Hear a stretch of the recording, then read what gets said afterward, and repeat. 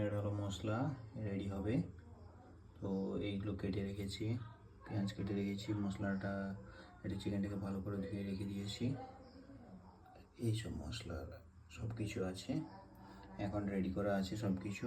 চলো এবার রান্নাটা করি আস্তে আস্তে। এগুলো পেস্ট করে নিই, পেস্ট করে নিয়ে চিকেনের সঙ্গে ম্যারিনেট করে নিয়ে তারপর রান্নাটা করব। প্যানটা এখন গরম হয়ে গেছে, এই গরম হচ্ছে আস্তে আস্তে। তো তারপর এই হচ্ছে অলিভ অয়েল তেলটা দেওয়া হচ্ছে। তো খুব বেশি একটা তেল দেওয়া হয় না সাধারণত বাড়িতে, তো আজকে চিকেনটা হচ্ছে তার জন্য একটু বেশি পরিমাণে দিতে হচ্ছে আমাকে।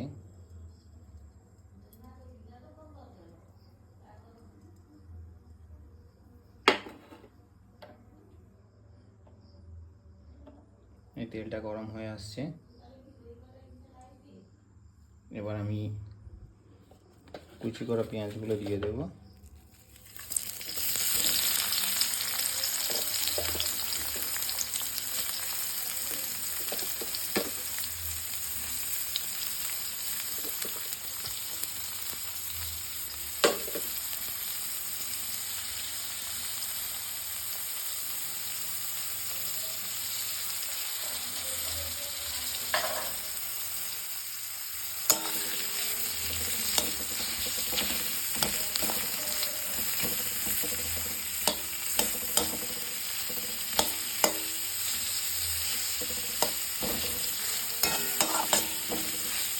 তো পেঁয়াজটা একটু হালকা লাল লাল হয়ে যায়, জলটা একটু পেঁয়াজের যে জলটা একটু কমে যায়, তারপর আদা রসুনটা দেবো।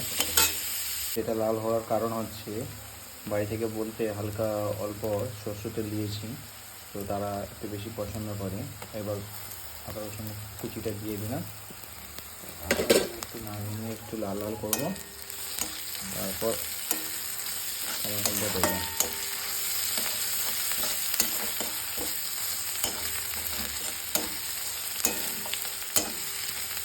টমেটোটা মরে আসলে ঠিক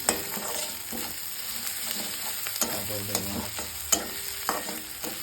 তো এর মধ্যে বলতে ভুলে গেছি, এই সময় কি কাঁচা লঙ্কা দুটো আমার খেতে ভালো লাগে, তাই কাঁচা লঙ্কা দিয়ে দেবো। এটা আমার রেসিপি, কে কেমন করে যায় না, সেটা আমার রেসিপি, আমি সেটা করছি।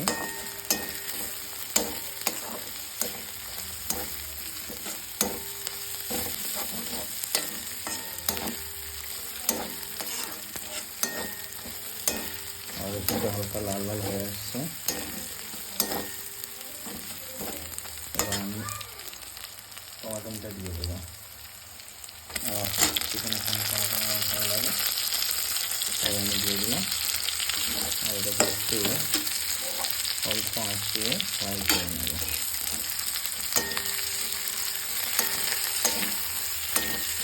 যাতে টমাটোর এই হালকা একটু গন্ধ তখন না, ঠিক এই ফ্লেভারটা যাতে কমে যায়।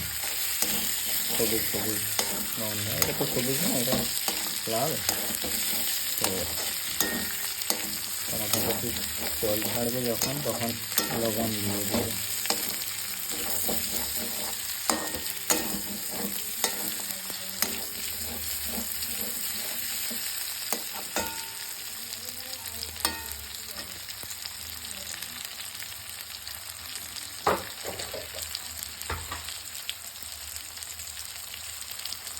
অল্প করে লবণ দেবো,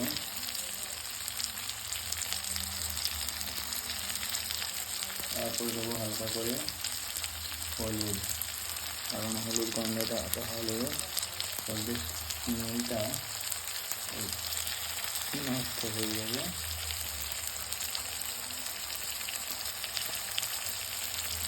পরে আমি দেবো লঙ্কা, কিছুক্ষণ পর দেবো গুঁড়ো লঙ্কা, কিছু সময় পর দেবো।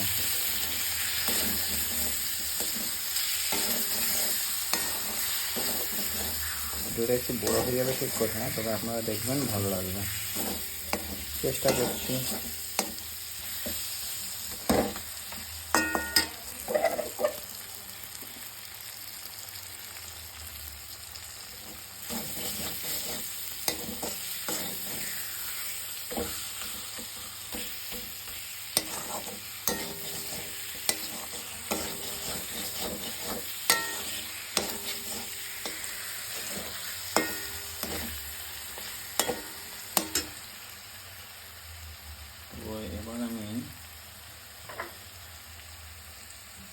দিয়ে দেবো, ধুয়ে রাখা চিকেনগুলো দিয়ে দেবো।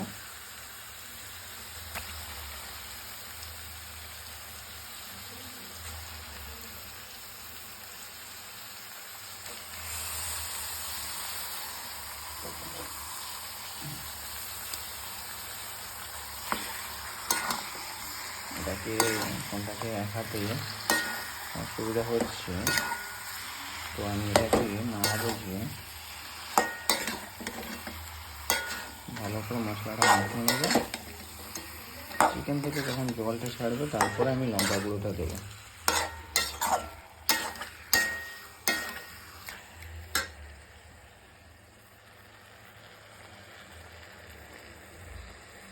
দেখতেই পাচ্ছ চিকেন থেকে জল ছাড়ছে হালকা হালকা।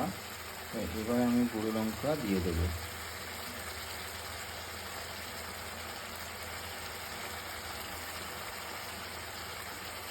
হাফ চামচ দেবো, বাস।